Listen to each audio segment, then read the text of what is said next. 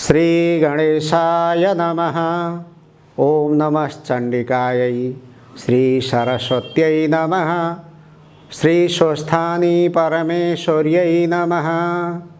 ओम यं ब्रह्मा वरुणेन्द्र रुद्रमरुतस्तुन्वन्ति दिव्यैस्तवैर्वेदैः साङ्गपदक्रमोपनिषदैर्गायन्ति यं सामगा ध्यानावस्थित तद्गतेन मनसा पश्यन्ति यं योगिनो यस्यान्तं न विदुषुरासुरगणा देवाय तस्मै नमः। श्रीमच्चन्दनचर्चितोज्ज्वलवपुः शुक्लाम्बरा मल्लिका मालालङ्कृतकुण्डला प्रविलसन्मुक्तावली शोभिता सर्वज्ञाननिदानपुस्तकधरा रुद्राक्षमालाकरा वाग्देवी वदताम्बुजे वसतु मे त्रैलोक्यमाता चिरं।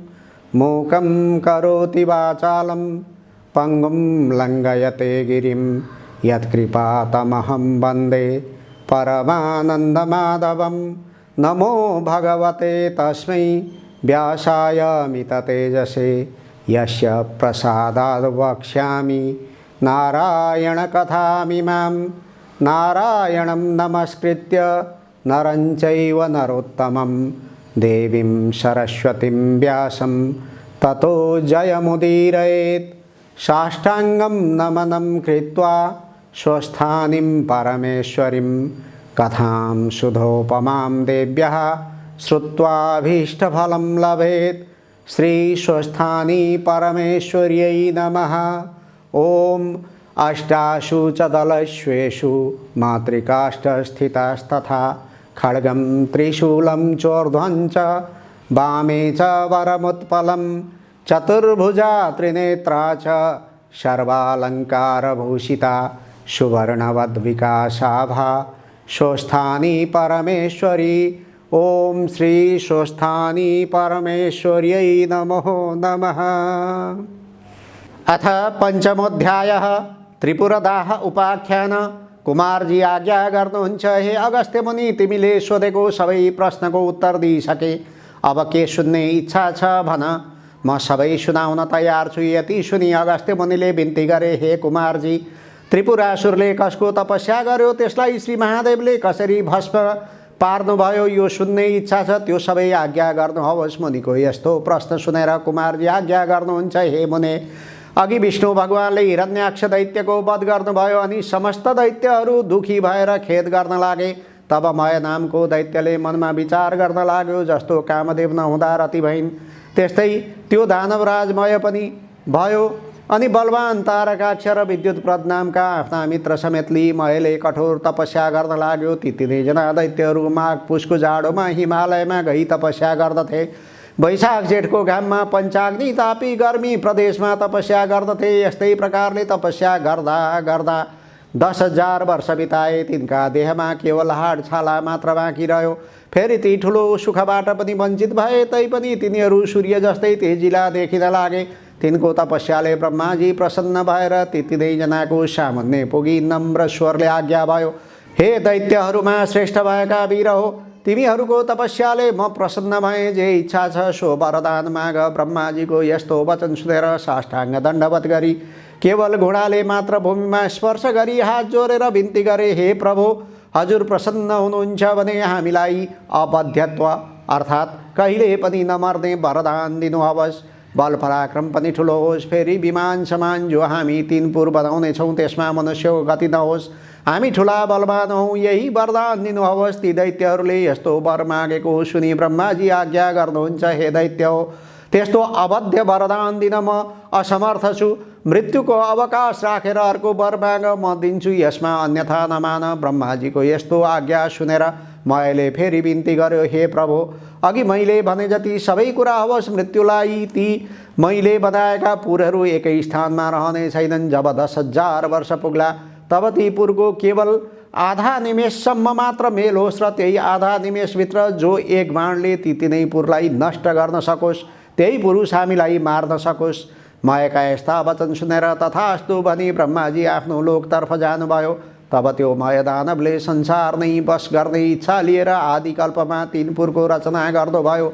ती 3 पुरमा पहिलो फलामको दोस्रो चाँदीको र तेस्रो सुनको बनायो। ती तीन पुर आकाशमा सुहेरु पर्वतका सिंह टाकुरा हुन् कि जस्ता देखिन लागे। ती पुरहरू चन्द्रमाका किरण लाग्नाले अति शीतल भएका स्थान स्थानमा आँखी झ्यालहरू बनेका घरका अट्टालिकाहरू पनि अति अग्ला आँगनहरूमा पनि राम्रा राम्रा देख्दै मनलाई मोह पार्ने शिलाहरूले छापेका स्थान स्थानमा सुनले मढेका उत्तम पुरद्वारहरूमा रङ्गबिरङ्गका रत्न जडेका मुगा मोती मणिहरू स्थान स्थानमा जडाएर बिजुलीको प्रकाश समान रत्नहरूको चारैतिर प्रकाश फैलिएको बनायो। फेरि चित्र विचित्र प्रकाश फैलाउने गरी हीरा मोती आदि रत्न जडेको वायुको वेग लाग्नाले फरफराएका पताकाहरूले शोभायमान भएका घरहरूका पङ्क्तिहरू पनि रत्न समूहका थुप्रा नै हुन् कि भन्ने भान पार्ने फराकिला मार्गहरू पनि सिँगारिएका अत्यन्त राम्रा पुर तयार गरायो।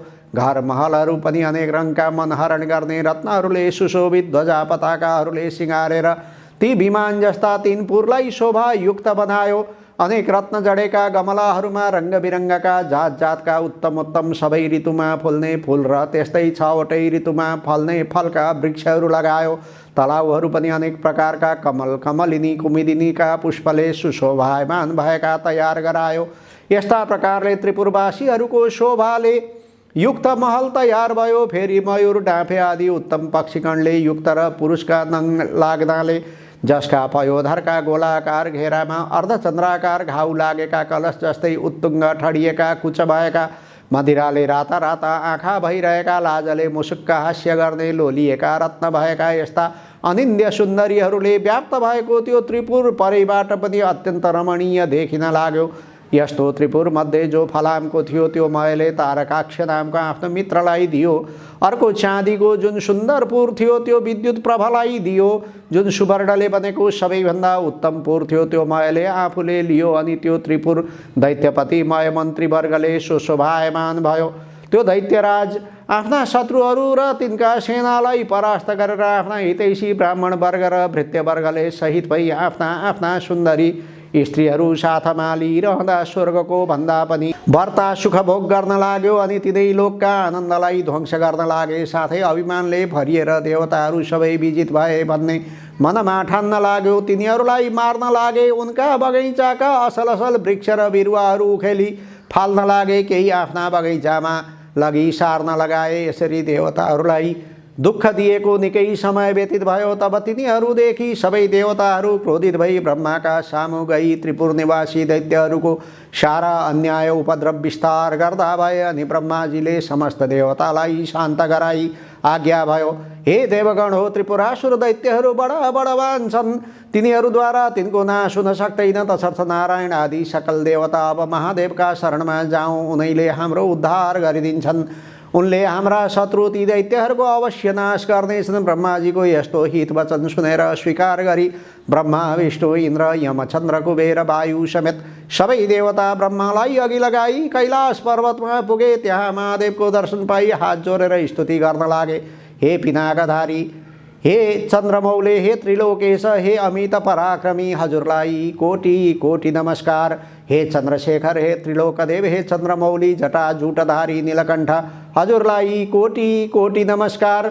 संसारलाई शरण लिने नन्दीलाई वर दिने देवताका पनि देवता यस्ता हजुरलाई कोटि कोटि नमस्कार। थोरै सेवाले पनि प्रसन्न भएर वर दिने यज्ञका मालिक हिमालयमा निवास गर्ने यस्ता हजुरलाई कोटि कोटि नमस्कार। योगीहरूले सदैव ध्यान गरिने जगतको वैभवलाई तुच्छ ठान्ने धर्ममा दृढ रहने दिशारूपी वस्त्र धारण गर्ने भक्तलाई वर दिने ब्रह्माण्डका धाता विधाता यस्ता हजुरलाई कोटि कोटि नमस्कार छ। सूर्य चन्द्र इन्द्र वायु आदि देवताको सृष्टि र पालन गर्ने यस्ता हजुरलाई कोटि कोटि नमस्कार। सूक्ष्मभन्दा पनि अति सूक्ष्म काल स्वरूप नित्य स्वरूप धारण गर्ने यस्ता हजुरलाई कोटि कोटि नमस्कार। परभन्दा पनि पर परब्रह्म स्वरूप शङ्करलाई कोटि कोटि नमस्कार छ। सारा ब्रह्माण्ड धारण गर्ने सूर्य चन्द्र वायु अग्नि र जल एवं आकाशको रचना गर्ने यस्ता हजुरलाई कोटि कोटि नमस्कार छ। हे सौम्य, हे पुरुषोत्तम, हे वपुष्मान, त्रैलोक्यको सृष्टि स्थिति संहार गर्ने यस्ता हजुरलाई कोटि कोटि नमस्कार छ। पुषाको दाँत भाँच्ने, दक्षको यज्ञ नाच्ने र कामदेवलाई भस्म पार्ने यस्ता हजुरलाई कोटि कोटि नमस्कार छ।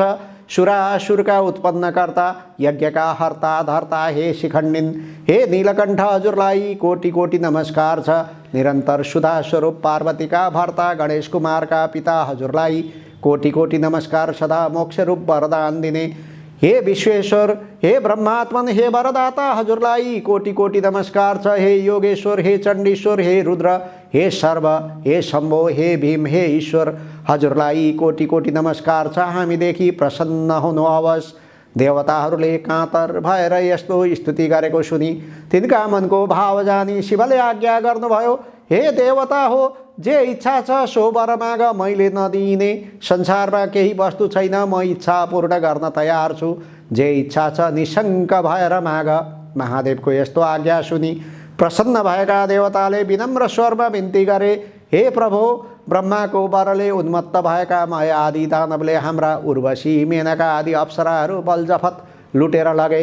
नन्दनवनका असल असल बोट बिरुवा पनि कति उखेलेर नासे, कति आफ्ना घर ओसारे। देवताको नाश गर भन्दै हामीलाई अनेक तरहको कष्ट दिइरहेका छन्। अमरावतीबाट पनि निकालियौँ। भगवान, ती दैत्यको संहार गर्न ब्रह्मा विष्णु पनि समर्थ छैनन्। हे ईश्वर, अब जसरी हामी देवताहरूको भलो हुन्छ सोही वरदान बक्सियोस्। त्यति सुनि शिवजीले फेरि भन्नुभयो, हे देवता हो, तिमीहरू मेरो रुद्र तेजको एक अंश धारण गरी रुद्र तेजोमय रूपले ती दानवहरूको संहार गर। शिवजीको यस्तो वचन सुनि देवताहरूले फेरि बिन्ती गरे, हे भगवान, हामी हजुरका तेजको 1000 अंशको एक अंश पनि धारण गर्न समर्थ छैनौँ भने रुद्र तेज धारण गर्ने कुरा त परै रहोस्, हेर्ने शक्तिसम्म पनि हामीमा छैन। हे प्रभु, हामी उप प्रसन्न भएर त्यो अजेय त्रिपुरासुरलाई स्वयं संहार गरिबक्सनुहोस्। ब्रह्माजीको वरदान अनुसार दिव्य 10,000 वर्ष बितेपछि आधा निमेष ती त्रिपुरको मिलन हुनेछ। त्यही आधा निमेषभित्रमै त्यो त्रिपुरलाई जसले नाश गर्ला, एकै बाणले भस्म पार्ला, उसैद्वारा ती दैत्यहरूको संहार होला, अन्यथा तिनको मृत्यु हुने छैन। हे शशिशेखर, हामीदेखि प्रसन्न भई त्यो पापिष्ट त्रिपुरासुरको नाश गरिदिई बक्सियोस्। देवताहरूको त्यस्तो प्रार्थना सुनि शिवजीले फेरि आज्ञा भयो, हे देवता हो, त्यस्तो अवेद्य त्रिपुर छ भने तिमीहरूको हितका निम्ति म एउटै बाणले ती तिनैपुरलाई भस्म पारिदिनेछु। त्यस्ता अजेय दानवहरूका साथ युद्ध गर्दा मेरो शक्ति थाम्न सक्ने हिमालय समान मेरो निम्ति एउटा रथ तयार पार, अनि म युद्धमा जानेछु। महादेवको यस्तो आज्ञा सुनि प्रसन्न भएका देवताहरूले प्रणाम गरेर हवस् भनी तत्काल विश्वकर्मालाई डाकी महादेवको निमित्त समस्त देवता रूपी अवयव भएको सुवर्णमय रथ तयार पारे। त्यस रथका दुवै पाङ्ग्रा सूर्य र चन्द्र भए। दक्षिण पाङ्ग्रामा 12 सूर्यभूषण गराइयो, बायाँ चक्रमा 27 नक्षत्र र 16 कलाभूषण बनाइयो। 6 ऋतु रथका दायाँ बायाँ राखिए।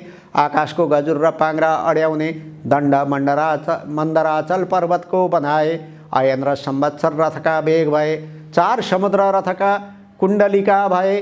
गङ्गादि समस्त तीर्थ राम्रा राम्रा वस्त्राभूषण पहिरी स्त्री रूप धारण गरेर हातमा चम्मर्ली रथमा उभिए। सारथी स्वयं ब्रह्माजी बने। ब्रह्मस्वरूप ओमकारको कोर्रा बनाए र विन्ध्याचलको छत्र निरूपण गरे। मन्दराचलको पार्श्वदण्ड बनाए। सरस्वती घण्ट बहिन्। श्रीनारायण अग्निबाणको टुप्पो भए। 4 वेद नै 4 घोडा भए। ताराहरू घोडाका गहना भए। हे अगस्त्य मुनि, यसरी समस्त वस्तु त्यस रथका अवयव भए। यसरी जब धनुबाण सहित रथ तयार भयो तब पृथ्वी र आकाश कम्पित पार्दै भगवान शिव त्यस रथमा आरूढ हुनुभयो।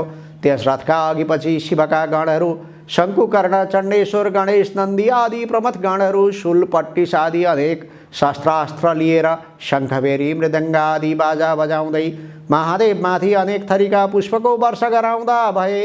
त्यस बेलाको रुद्रतेज सहन गर्न नसकी समस्त देवता मोहमा प्राप्त भए। महादेवले देवताहरूको त्यस्तो स्थिति देखि आफ्नो तेज खिची केही कम पार्नुभयो अनि देवताहरू रुद्र तेज सहन गर्नमा किञ्चित समर्थ भए। त्यसपछि नारद मुनि ती दैत्यहरू कहाँ गएर भन्न लाग्नुभयो, हे दैत्यराज, देवताहरूको स्तुतिले प्रसन्न भएका महादेव स्वयं तिमीहरूको संहार गर्न भनी आइरहनु भएको छ। अब तिमीहरूको जो इच्छा छ सो गर, नभए तिमीहरूको अविलम्ब नाश हुनेछ। नारदजीका यस्ता वचन सुनि दैत्यराजमयले आफ्ना मित्र तारकाख्य, विद्युतपाली र अन्यान्य योद्धाहरूलाई डाकी नारद मुनिले आज्ञा दिएको सबै कुरा विस्तारले सुनायो। अनि दानवमा उत्तम बलवान भएको तारकाख्यले भन्यो, हे राजन, किन चिन्ता गर्नुहुन्छ? देवताहरू यथार्थ रूपमा हाम्रा बद्ध छन्। यो त्रिपुर भेदन गर्ने कसको पराक्रम वा शक्ति छ?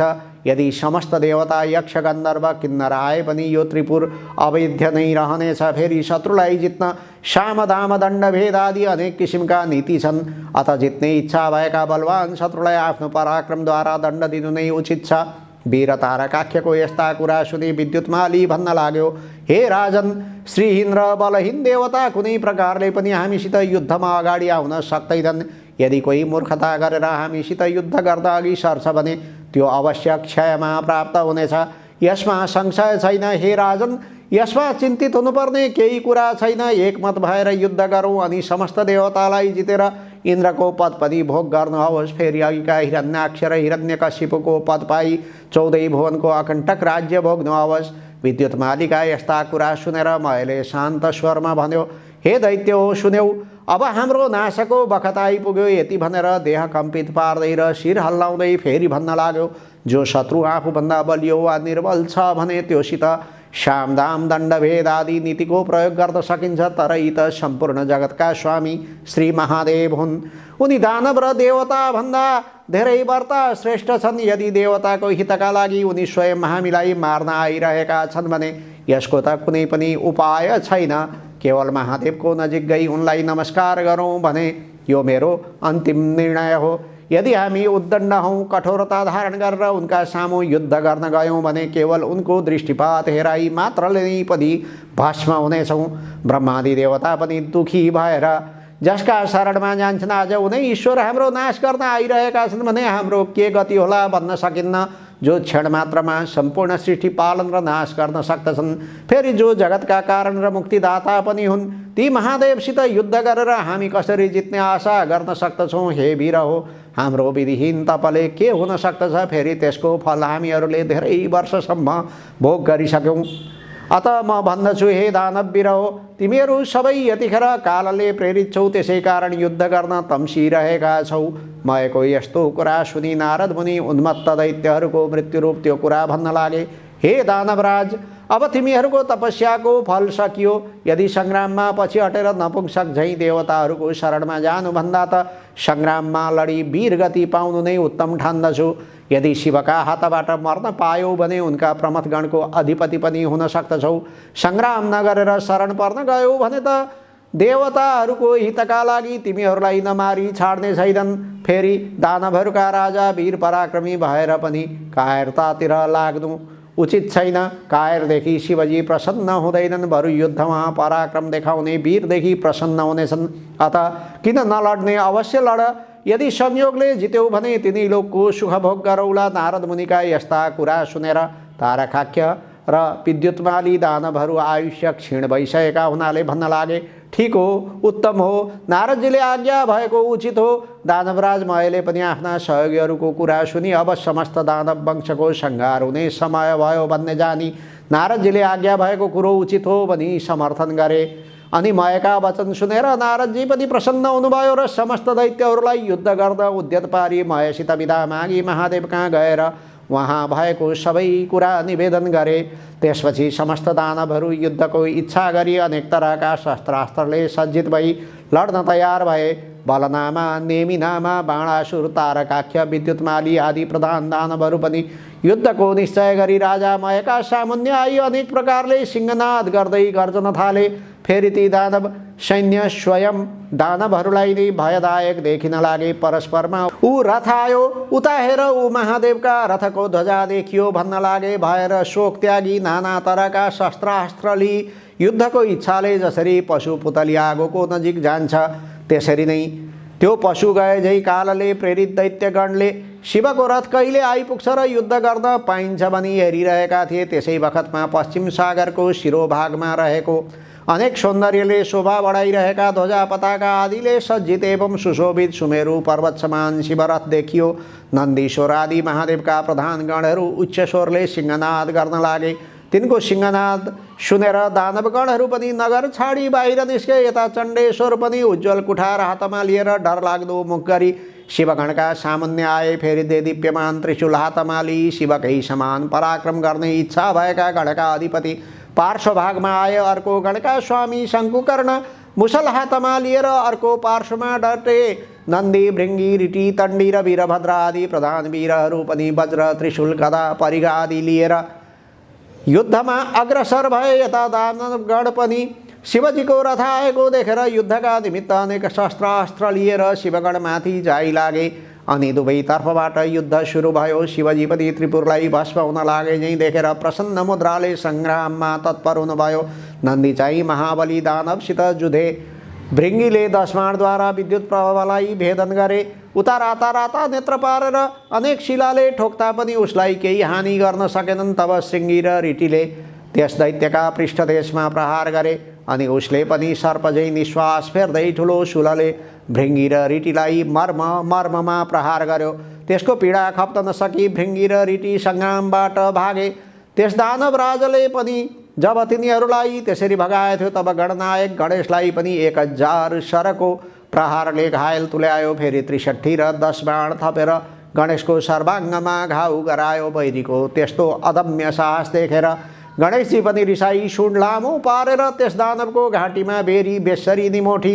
मत्ता हात्तीले तलाउमा फुलेको कमलको पुष्पलाई सहजै उखेलेर फाले झैँ गरी विद्युत दानवको शिर उखेलेर फालिदिए। अनि गिँडबाट छुट्टिएको उसको शिर सरोवरबाट छुट्टी हात्तीका दाँतमा अड्केको कमलको पुष्प झैँ शोभित भयो। त्यो देखेर भृङ्गी र ऋटीले अनेक स्तुति गान गरे। अनि नेमिनामा र बलनामा दुवै दानव रिसाई गणनायक गणेशका सर्वाङ्गमा बाण हानेर घाउ लगाउन लागे। ती दानवलाई शङ्कुकर्णले बिचमै रोकेर तिनका रथ सारथी ध्वजा र घोडा सबै काटी मारी विरथी गराए। ती दुवै दानव पनि तत्काल अर्को रथमा चढेर आई चण्डेश्वर र गणनायकका सबै अङ्गमा अनेक बाण प्रहार गरी घाउ पारिदिए। गणनायक र चण्डेश्वरले पनि दानवका प्रहार खपेर रिसाले राता राता आँखा पारी हातमा मुसल्ली बेगले हाने। त्यसको चोट खप्न नसकी दुवै दानव यमराजको नगरमा पुगे। त्यसपछि त्रिपुर निवासी ठुला ठुला जो योद्धाहरू थिए ती सबै रिसाले चुर भई एकसाथ निस्केर वज्र त्रिशूल परिघ कुठार आदि अस्त्र लिई शिवजीका गणमाथि जाइ लागे। यसरी परस्पर घोर घमासानको सङ्ग्राम चल्न लाग्यो। महादेवको आज्ञा पाएका शिवगणहरू पनि गजराजले कदली वन ध्वस्त पारे झैँ र उन्मत्त सिंहले मृगहरूलाई थर्काए झैँ ती दानवहरूलाई छिन्न भिन्न पारी मार्न लागे। ती दैत्यहरूमा कसैका शिर छैनन्, कसैका गिँड छैनन्। त्यस युद्धमा रगतको नदी बगे झैँ भयो। वायुको वेगले छिन्न भिन्न भएका मेघ झैँ र वज्रको चोटले धुलो भएका पर्वतका शिखर जस्तै लड्दै पश्चिम समुद्रमा गिर्दै गए। तब नेमिनामा र बलनामा वीरलाई शङ्कुकर्णले मारे भन्ने सुनेपछि तारकाख्य नामको दानव रिसाएर गणनायकमाथि झम्ट्यो र अनेक बाण प्रहार गरेर घायल पारिदियो। तब शङ्कुकर्णले पनि त्यसका प्रहार खपेर त्यसको शिरमा मुसल बजारी उच्च स्वरले सिंहनाद गरे। अनि त्यो दानव केही बलहीन भएर गिर्ला जस्तै देखियो। अनि निर्धक्कसित त्यसका छातीमा भाला प्रहार गरे। त्यस चोटले दानव भूमिमा लड्यो र तुरुन्त उठेर चक्र लिई गणनायकमाथि प्रहार गर्यो। अनि शङ्कुकर्णले रिसाई साह्रै पीडा पर्ने गरी मुड्कीले हिर्काए। त्यो चोटले दानव फन्न घुमेर ढली मूर्छा परेर दिव्य आयुधहरू त्याग्दो भयो। अनि त्यो चोट खप्न नसकेर मृत्युमा प्राप्त भयो। त्यसरी उसलाई गिरेको देखेर उठाई राजा मयको भवनमा लगेर सारा स्थिति सुनाउँदै अनेक किसिमले विलाप गर्न लागे। त्यसरी रोई विलाप गर्न लागेका दानवहरूलाई मयले राम्ररी बुझाई भने, हे दानव हो, मेरो घरमा अमृतको कुण्ड छ, त्यसैमा चोबी मरेका जति सबै दानवलाई बचाओ। त्यति सुनेपछि जो आज्ञा भनी प्रसन्न मनले मारेको तारकासुरलाई पनि अमृतमा चोबेर बचाए। मरिसकेका वीरलाई पनि जीवन प्रदान गरे भन्ने खुसीले राजा मयलाई सबैले बारम्बार प्रणाम गरे। त्यसै गरी मरेका अरू दानवहरूलाई पनि जीवित पारे। अनि त्यो तारकाख्य पहिले भन्दा पनि दोब्बर साहस र शक्तिका साथ सङ्ग्राममा आयो। ब्रह्माजीले त्यसलाई देख्न साथ आफ्नो दाहिने हातको औँलाले सङ्केत गरेर श्री महादेवलाई विनयपूर्वक भन्नुभयो, हे ईश्वर, त्यो दानव अघि नै मरिसकेको थियो तर अहिले फेरि बाँचेर लडाइँमा आयो। मयका घरमा अमृतको कुण्ड छ, त्यसले मरेका समस्त दानवलाई बचाउनेछ। अत हे शिव, त्यसका घरमा अमृत रहेसम्म मरेका दानवलाई बराबर बचाइरहनेछ। यसकारण एक बाण प्रहार गरेर त्यो अमृत शोषी लिनुपर्दछ। ब्रह्माजीको वचन मानेर शिवजीले एक बाण प्रहार गरी सारा अमृत शोषी लिनुभयो। ब्रह्मा जी ले फेरि विनयपूर्वक बिन्ती गरे, हे प्रभु अब त्यो बाण प्रहार गर्नुहोस्। मैले त्रिपुरसितको युद्ध अगाउँजी देखेँ। लड्दा लड्दा आज 1000 वर्ष बितिसक्यो तर त्यसको नाश हुन सकेन। अब त्यो बाण शीघ्र छाड्नुहोस् अनि बैरीको नाश होला। ठिक उसै बेला ती 3 पुरहरू आधा निमेषसम्म जोरी फेरि छुट्टिनेछन्। ती पुरहरू एकपल्ट जोरिएर छुट्टिएपछि जति बाण प्रहार गरे पनि सफलता प्राप्त हुन सक्दैन। हे प्रभु, मेरो प्रार्थना स्वीकार गरिबक्सन्छ भने तत्काल बाण प्रहार गरेर त्यस त्रिपुरलाई नाश गर्नुहोस्। ब्रह्माजीको यस्तो विनययुक्त कुरा सुनि ठिक हो, असल हो भनी त्यो अग्नि सोमयुक्त उग्र बाण धनुमा चढाई धनुलाई तलमाथि झुकाई दिव्य 10,000 वर्ष पुग्न साथ आधा निमेष आँखा झिम्म गरेर उगारे जति समयको लागि त्रिपुर जोरियो। तब महादेवले आफ्नो योग बलले जोरिनुलाई निश्चल पारिदिनु भयो अनि जसको टुप्पामा अग्नि सोम स्थित थिए त्यो नारायण रूपी बाण शिवले प्रहार गर्नुभयो। त्यो बाण छुट्न साथ त्रिपुरका भव्य महलहरूमा आगो लागेर चारैतिर डर्न थाल्यो। धिक धिक कष्ट कष्ट भन्ने शब्द सुनिन लाग्यो। महादेवले तत्काल नन्दीलाई भन्नुभयो, त्यो मय दानव मेरो प्रिय भक्त छ, त्यसलाई अग्निले नडराउन्। श्री महादेवको त्यस्तो आज्ञा पाउन साथ वायु रूप भई बाणभन्दा पनि बेगले गई मयको घरमा नन्दीले देखे राजा मय शिवलिङ्ग सामुन्ने राखी उनकै ध्यान गरिरहेको छ। तब नन्दीले मयलाई भने, अग्निले तिमीलाई जलाउने छैन। मयले तुरन्त नन्दीलाई प्रणाम गरे। त्यसै बेला अग्नि पनि आइपुगेर नन्दीले शिवको आज्ञा अग्निलाई सुनाइदिए। तब अग्निले मय दानवतिर फर्केर भने, हे शिव भक्त, अब तिमी यो नगर छाडेर तुरन्त जाऊ। मयले जो आज्ञा भनेर सुवर्णको शिवलिङ्ग बोकी तत्काल पाताल गए। यता नन्दीले फर्केर गई सम्पूर्ण कुरा शिवजीलाई बिन्ती चढाए।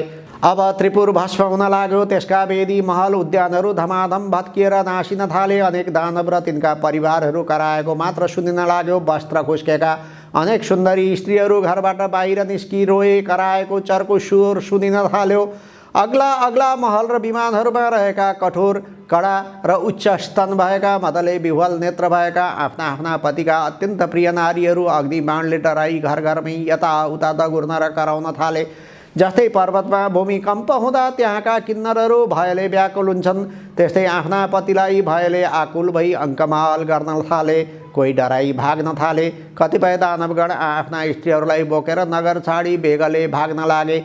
शिवको भक्तिले हिन र वस्त्राभूषणले पनि हिन पर्वताकार देख्दैमा डर लाग्दा काला न काला दानवहरू डढेर सागरमा खस्न थाले। जति दानवहरू समुद्रमा खसे त्यति सबैलाई जलका अनेक जन्तुले खान थाले। कति दानवहरू त आफ्ना पति वा पत्नीको अवस्था देखेर खप्न नसकी आगोमा डढेर मरे। रतिका अन्तमा खेदित भएका तर तुरन्त कामले पीडित भई प्रियाका साथ जाउँ भन्ने इच्छा भएका ती कति दैत्यहरू भार्यासहित अग्निमा डढेर मरे।